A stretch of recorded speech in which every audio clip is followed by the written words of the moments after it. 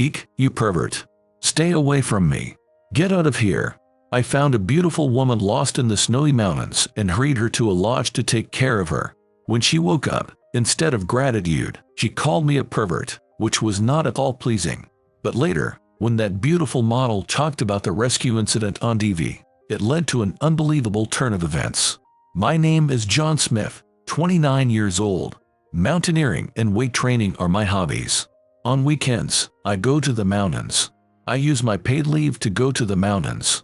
Even if I don't take a vacation, I still go. When I'm in the mood, I spend time in the mountains. They are my lover. Hey bro, you really need to stop climbing mountains all the time and get yourself a girlfriend or two, or even 3. That's crazy, dude. You can only have one girlfriend at a time. Even though my answer was perfectly reasonable, Mike sighed. Mike is my younger brother. If I'm a mountain man, Mike is a seaman who loves surfing. He's good looking, and since he's a surfer, he's popular.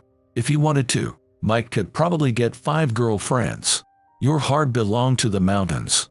You're not bad looking either. It's such a waste. I don't care if it's a waste. A girlfriend, huh? I haven't had one in years. Well, whatever. I want to spend my days off in the mountains. Besides, you're always talking about girlfriends, but you're always at the beach. Yeah, well, surfing is my greatest passion. Admitting it nonchalantly, Mike took out his phone and started searching for his next destination. Just avoid places with too many jellyfish. Anaphylactic shock can be scary. Well, jellyfish are just something you gotta deal with. It hurts if you get stung, though. As we chatted lazily, we began to clean and maintain our gear. Mike with a surfboard, and me with my hiking boots. While we were working silently, a woman's voice from the TV caught our attention. Hello, I'm here in Colorado. Winter in Colorado is beautiful. The woman flashing a cute smile on the TV was Lisa Brown, who has been appearing frequently on TV lately. She started as a fashion magazine model, but recently broke into television. She's cute. Hey, isn't that Colorado? You're going there tomorrow, right? You might run into her in the mountains. No way. A model isn't gonna go to the winter mountains. True. Anyway, be careful. Just like I always say, people shouldn't underestimate the ocean. Winter mountains are dangerous too. I nodded seriously at Mike's sudden change in tone. Mike usually jokes around, but he's actually a serious and passionate brother. We lost our parents early, so we're the only family we have left.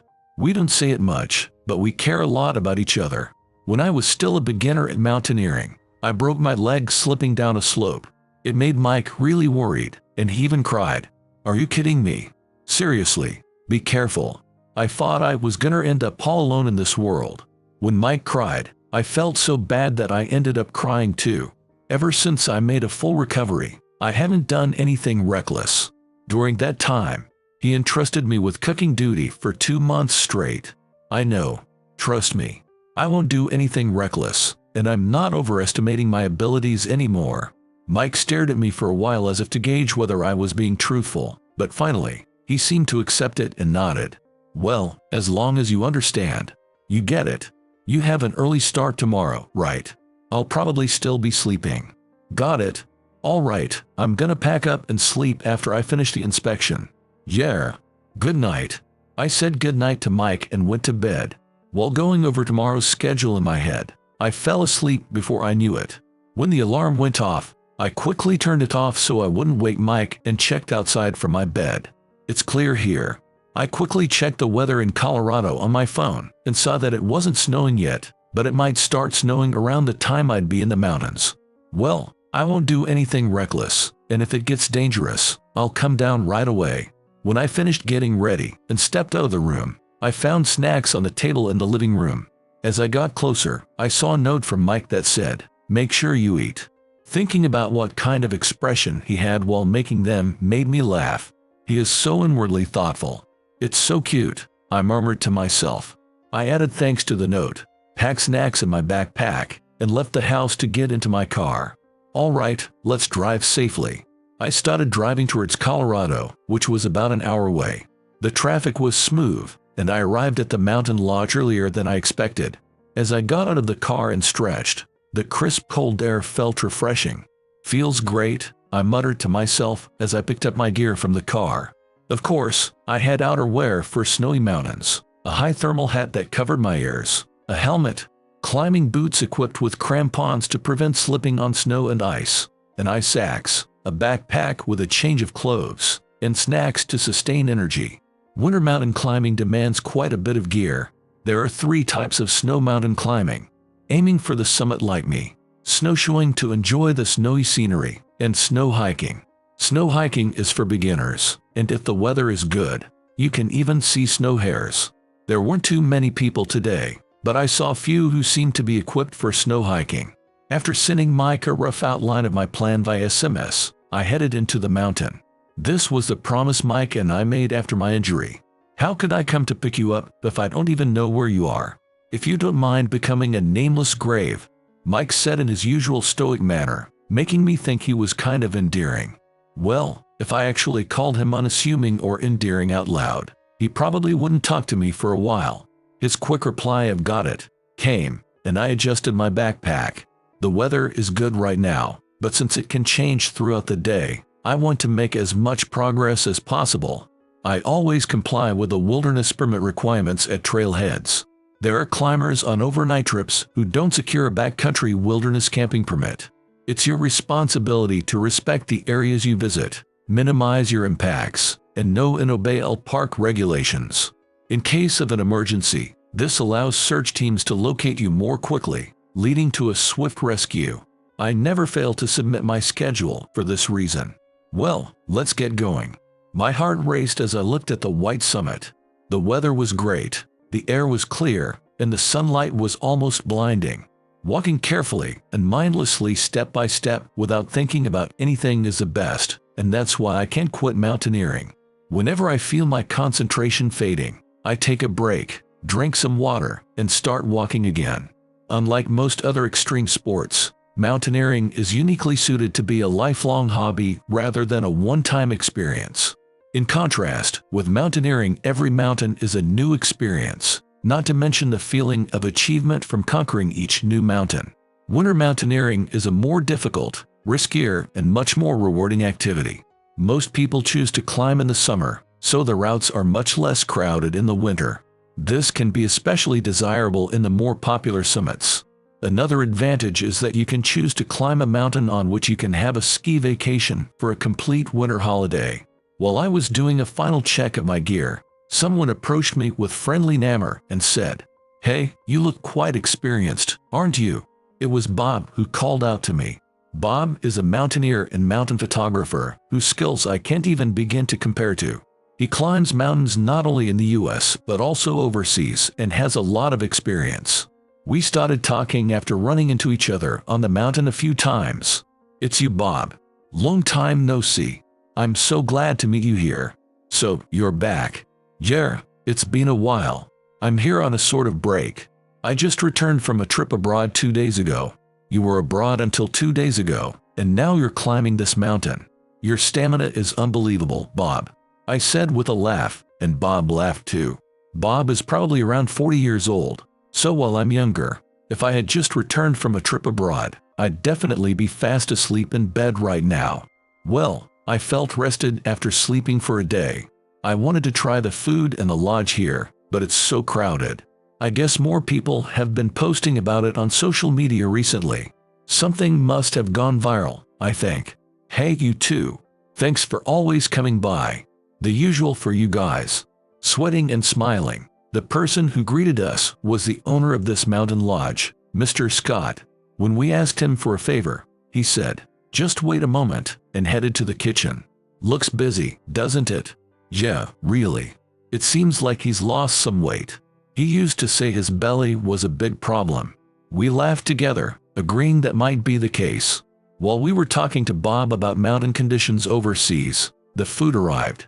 As usual, it looked delicious, and I dug in right away. "Sorry for the wait. I'm really busy. I wish I could sit and chat like before. You know, there's a TV crew coming later.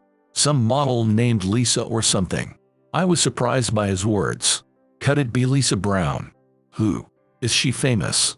"Oh, Bob, you don't watch much TV because you're always traveling. She's a pretty popular model lately. She's been on TV and in dramas recently. Really? Can she handle winter mountains? Should be fine, right?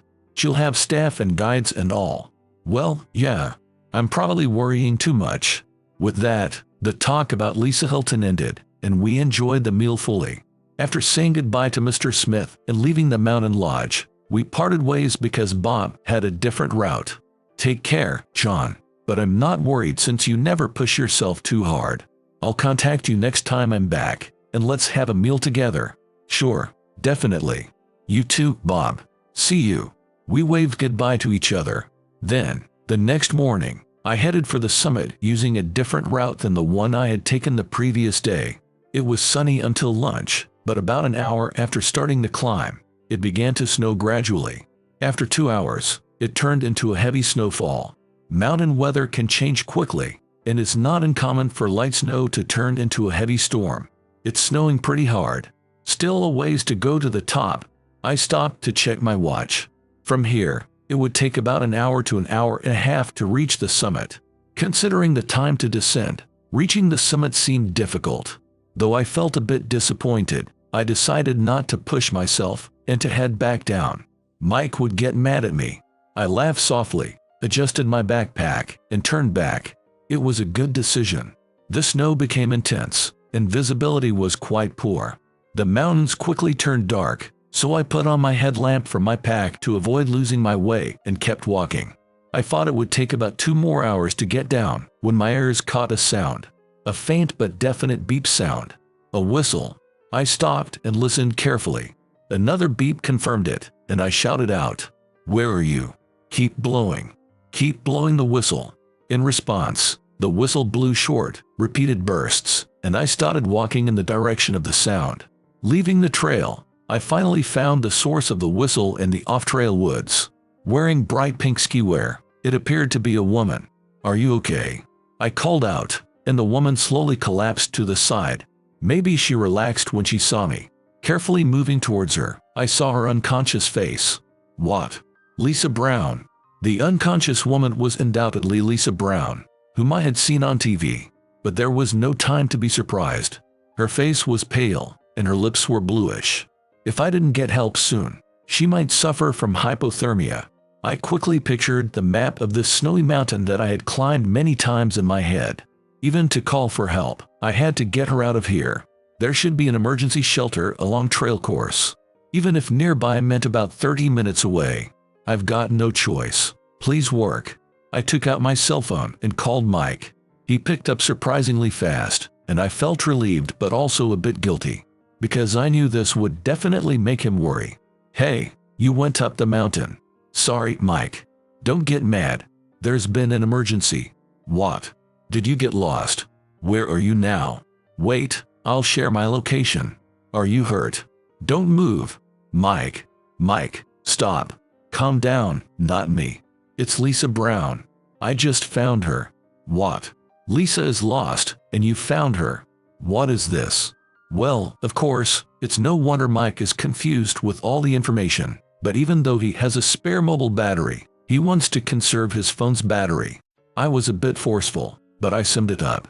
"I'm not injured and I'm totally fine. But her condition isn't good, so we're heading to the emergency shelter. Please share our location with the park authority. We're moving now." After conveying the essentials efficiently, Mike calmed down a bit. "Got it. I'll call the police now. Seriously, contact me when you get to the emergency shelter." "Do you have a mobile battery?" "Yeah, I'm well equipped, so I haven't forgotten. I'll contact you as soon as we arrive." I'm hanging up. "Don't call the authority yet." "Okay, got it. Be careful, bro. Make sure you get to the shelter." "You have to." Mike's voice sounded a bit teary, which made me more determined. "Yeah, we'll be fine. Just wait for us. Please." After hanging up with Mike, I immediately dialed 911. "I've come across a woman in the mountains who needs immediate rescue." "Where are you?" The operator responded calmly to my words. "Near Colette. A woman, who I believe is Lisa Brown, got lost in a blizzard. She seemed to have strayed off the path and was signaling with a whistle. When I found her, she was unconscious and is likely suffering from hypothermia." "Thank you.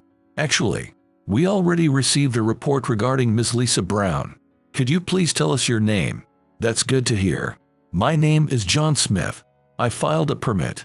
I'm sharing my location with my brother, Mike, who will be providing information to the police. Understood. Do you know where the emergency shelter is? We'd like to dispatch a rescue team immediately, but given the weather, it might take some time. Yes, the visibility is very poor. Don't worry, I have a GPS, and I've been here a few times before.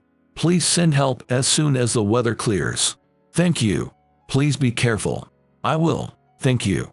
After ending the call, I pulled out a rope from my backpack, tied it around her to carry her, and packed necessary supplies into my jacket pockets.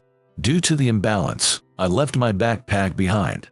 Standing up carefully, given her height as a model, I balanced myself. Let's go. I began to head towards the shelter, carrying her. Huff, huff. This is tough. With heavy breaths, I pushed towards the shelter. Occasionally, when the wind direction opened up my view, I checked the GPS to ensure I was on the right path. Enduring the blizzard and the wait, I finally reached the shelter. The sense of relief I felt at that moment was something I rarely experienced. I slowly entered the shelter and checked inside. There were 2 blankets. Just having these is a blessing.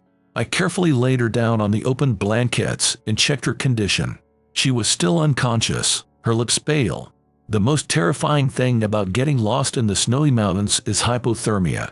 I checked her clothes. She must have been much colder than recommended. I also checked the contents of her backpack, but there were no extra clothes, just a little food and water. I don't know why she ended up in this situation or if she planned to return quickly, but as an experienced mountaineer, I wanted to give her a good lecture on her lack of preparation. No choice. It's an emergency.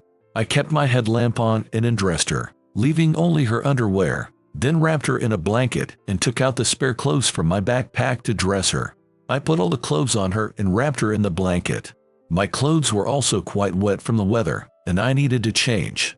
However, I gave all the spare clothes to her. I stripped down to my underwear, wrapped the extra blanket around my shoulders, and curled up. Then, I shook the hand warmers to activate them and placed them under her neck, armpits, and ankles to warm her up. I hope her body temperature comes back. With a feeling of prayer, I took care of her. After doing all that, I finally realized I hadn't contacted Mike. Crap, I need to contact him right away. I took out my phone and immediately contacted Mike. We made it. We're safe. Sorry for worrying you. As soon as I sent that, I got a reply, and the speed of his response made me feel guilty for causing him concern. Good. We'll come to rescue you as soon as the weather clears up. Hang in there. I replied, thanks, and put my phone away. I kept checking her condition, praying for morning to come soon. I did everything I could, adjusting the position of the hand warmers and lighting a gas stove to raise the air temperature and boil water. After waiting for the water to boil, I made a cup of coffee. This small fire helped warm the air a bit. Despite the light from my headlamp, the open flame brought a sense of calm. Watching her, the night wore on. Before I knew it, I must have dozed off. When I opened my eyes, she had opened hers. Thank goodness. Are you okay? Do you understand me? I crouched down beside her. She was dazed for a moment, but after I called her a few more times, she slowly nodded. Great, can you drink some water? I grabbed some water and helped her sit up to drink it. It wasn't steaming hot water, but it had been kept in the insulated bottle. At least it would help warm her up. She drank the water, and it seemed to bring her back to her senses. She blinked a few times, looked at herself, then at me, and spoke in a strained voice. Huh? Why are you naked? You creep. Huh? Oh, this? No, I can explain. I painfully realized there was no time to explain to a panicking woman. Ah, you pervert. Stay away from me. Get out of here. Just as she screamed, the rescue team arrived at the cabin like in a movie or TV show. Among the rescuers was a woman, and she cried as she clung to the female team member. Calm down. It's okay. First, let's get you down the mountain. It's gonna be all right, okay? The female rescuer spoke to her repeatedly, and she prepared to descend the mountain while still crying. A male rescuer approached me. Are you okay too? Thank you for your cooperation. We appreciate it. No problem, sorry, Could someone lend me some clothes? And so, we successfully descended the mountain with the rescue team. When we reached the bottom, reporters and TV crews were swarming around, filming with their cameras. She was taken away in an ambulance, and they told me to go to the hospital as a precaution, but I refused and said I'd go home in my car. At that moment, Mike showed up and started scolding me. I was seriously worried. Finding a missing person might be an exception, but don't scare me like that. I thought my heart was gonna stop. Apparently, as soon as he got my message, Mike had taken the train and come all the way to the site. I'm really sorry. I didn't mean to worry you, but like I promised, I came back safe and sound. Can you cut me some slack? You're alive, so it's fine. Welcome back, bro. Yeah. Thanks.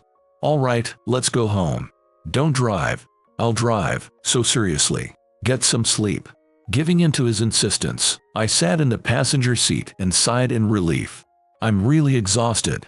Don't fall asleep, and take care of the driving. As soon as I closed my eyes, sleep took over, and before I could hear Mike's response, I was out cold.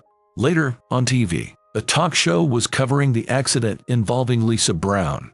Apparently, she had been invited by a producer to go mountain climbing, but the producer wasn't that experienced or knowledgeable.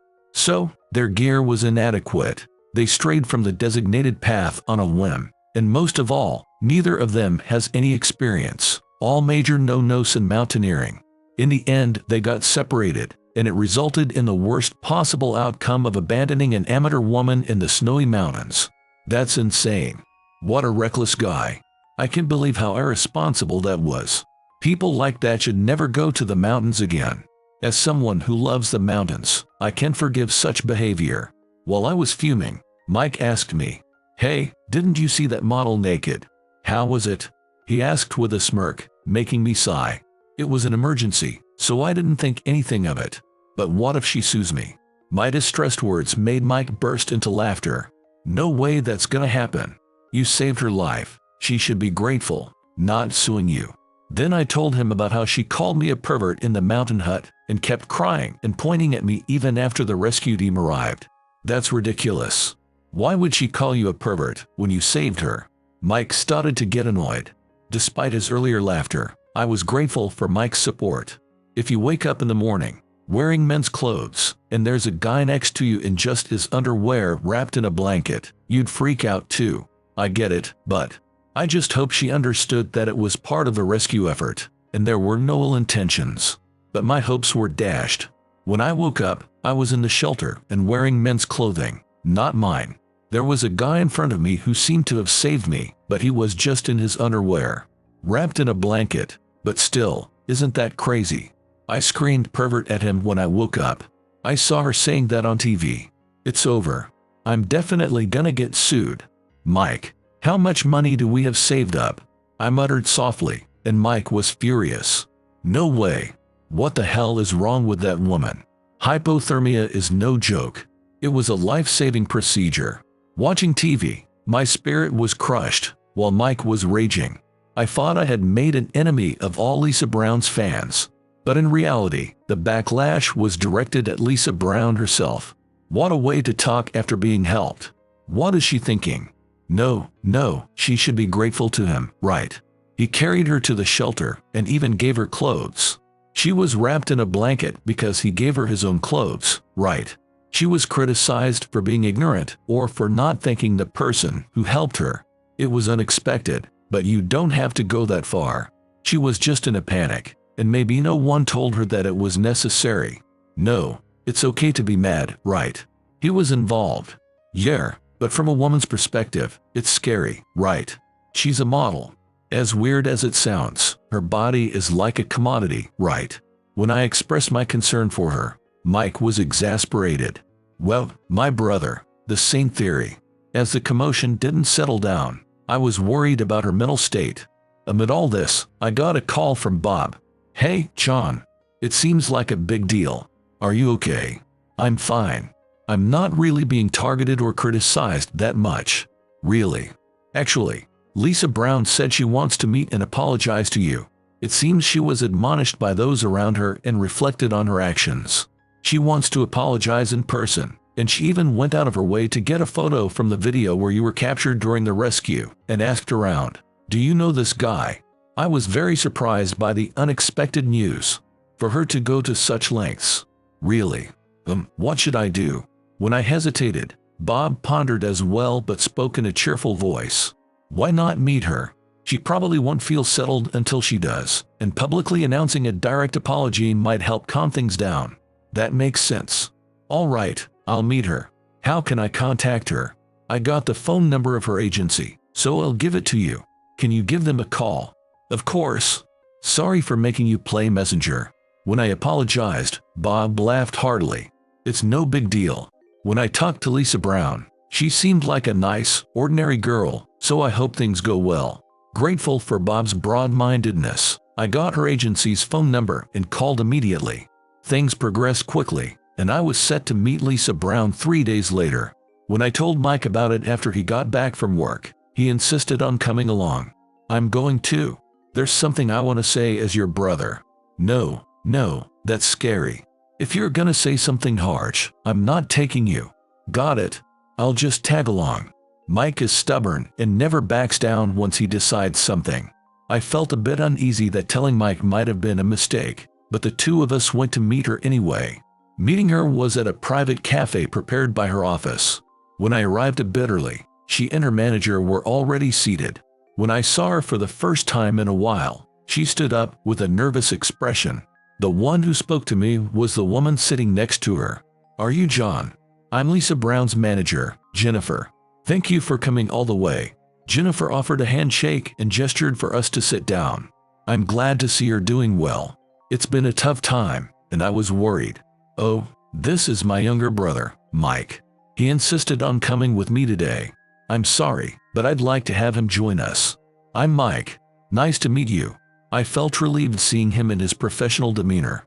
Of course, it's a pleasure to meet you. John, I'm really sorry for what happened. Even though you helped me, I acted so badly. Instead of thanking you, I said horrible things. I'm truly sorry. She looked me straight in the eye and apologized sincerely. Next to her, Jennifer also expressed her mixed emotions of gratitude towards me and guilt towards Lisa. Given the situation, staying calm would have been impossible. It must have been terrifying to be alone in the snowy mountains. You did well, Lisa. When I said that, Lisa started shedding tears. I was really scared. I thought no one would find me. It was so cold and dark. When I thought I couldn't take it anymore, I heard your voice, John. I remember feeling so relieved. And then, after feeling relieved, when you woke up, my brother was treated like a pervert. Mike interjected sulkily. Hey, Mike. Look, I'm sure you've heard this from others already, but my brother did the right thing in that situation, okay? Could you have done it? Carried an unconscious person through a blizzard for nearly 30 minutes to a shelter. In doing so, he exposed his life to great risk as well. I'm really sorry. She starts to cry uncontrollably. Mike is my only family. If he's gone, I'm alone. The person you got involved is irreplaceable. Don't forget that. Yes, I'm really sorry. I'm truly sorry. Mike watched her cry and apologize, then sighed and softened his expression. It's okay if you understand. I'm glad you're safe. At his words, she started crying loudly. Mike, you're so great. I ruffled Mike's hair as he shyly looked away. I really didn't want to go, but I couldn't refuse because he's an important person at the TV station. The next drama offer is from him too. The person who went to the mountain with you. Yes, we're also at fault. We did something terrible to Lisa. I lost my parents early. My grandma raised me. I wanted her to see me succeed on TV. My grandma looks forward to seeing me on TV. I wanted to make her happy. Hearing that made me feel complicated. I felt sorry for her, thinking celebrities have it tough. I see. That must have been hard. Since you've got a drama offer, go ahead and announce that you talked to me directly today, apologized, and that I accepted it. You can even add a comment from me if you want. Huh? Really? I wasn't angry to begin with. Lisa's reaction was normal. I should have tried harder to calm her down. See, my brother is a really great guy, right? If you handle it properly, the fuss will settle down. I hope your grandma can watch the drama soon. Mike, being kind at heart, is gentle with kids, animals, and the elderly. Thank you. Thank you so much. I don't know how to thank you. Really, thank you. Jennifer once again offered a handshake with a beautiful smile, and we worked together on a comment text before leaving the cafe. Then, someone called out, "Hey, Lisa, how've you been?" It was a bald man in his 50s. "Producer Chris, I have untold stories for you to tell. I'm sorry." Jennifer subtly stood between Lisa and Chris. "Yeah, sorry about the other day. I didn't expect it to turn out like this." "Well, you're safe, so it's fine. Normally, you don't get lost, so it was just bad luck. I was worried when Lisa got separated." "Hey, is this the guy who took you up the snowy mountain?" Mike asks her to confirm. She nods, her face pale. "Oh, who's this?" "Wow, he's a good-looking guy. Are you signed with an agency?" Chris starts smirking at Mike, which is annoying. But more than that, I'm angry. "Hey, you. What do you mean by bad luck? Don't underestimate the mountains. Taking an amateur girl up there with that gear." I confront Chris. "She's safe, so it's fine, right?" "No way it's fine. Are you kidding me? You left someone on a snowy mountain and you're laughing about it." Behind me, Mike says, "This is bad," and steps back with Lisa Brown and Jennifer. "What's your problem? This has nothing to do with you." "Oh, wait, you're the guy who rescued Lisa. Lucky you, getting to see her naked." "Excuse me, Mr. Producer. What are you saying? You've gone too far. That guy is gross." Behind me, she's crying. Seeing her like that makes me seriously snap. It's an insult to her hard work. Enough already. Stop throwing your weight around and trying to boss her. Respect her for her efforts and treat her as an equal. If you're gonna be in charge, at least think about that." I shouted as I pushed towards him. I'm tall and well-built thanks to my mountaineering hobby. To Chris, a well-built guy like me coming at him in a rage must be terrifying. So, what's the big deal? A girl is always expected to obey what the powerhouse says. It's part of the job, just listen and follow what you've been told. She isn't in a position to say no. Unbelievable. I don't know the details, but it's people like you who ruin the entertainment industry. Get lost, you're an eyesore. Chris ran off, shouting words that were unbearable to hear in response to what I said. Unbelievable guy. Jer, totally messed up. So gross. You've got it tough too, huh? Is the entertainment industry full of people like that? There are good people too, of course, but they're few and far between. Hearing this, Mike grinned and took out something that looked like a pen. Let's teach people like that a lesson. Want to use this? Later, the audio data Mike had recorded was played on a talk show. By the way, Mike had a pen-shaped recorder because he wasn't sure if he could trust her apology, so he brought it just in case. You're so wise that nobody wants to be your enemy, man. I didn't plan on using it, but hey, it worked out right. Mike laughed heartily. As soon as the audio was aired, Lisa made a statement that she had already apologized to me.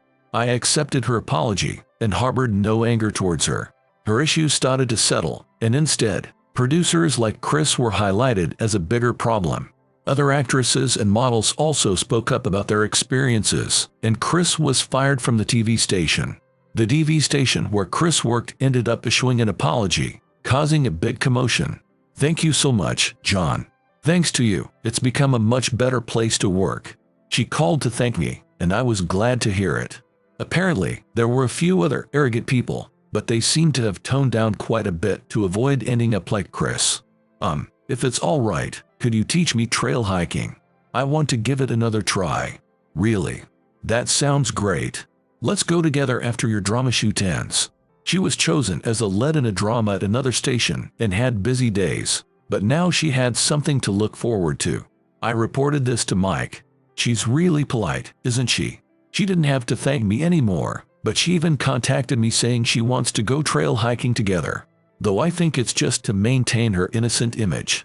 As I said this while maintaining my equipment, Mike stopped polishing his surfboard. What? Are you serious? You're so oblivious. What? What do you mean? She's fell in love with you, bro. I was stunned by his surprising statement and then burst into laughter. There's no way that the now popular Lisa Brown would fall for an ordinary guy like me, whose heart belongs to the mountains.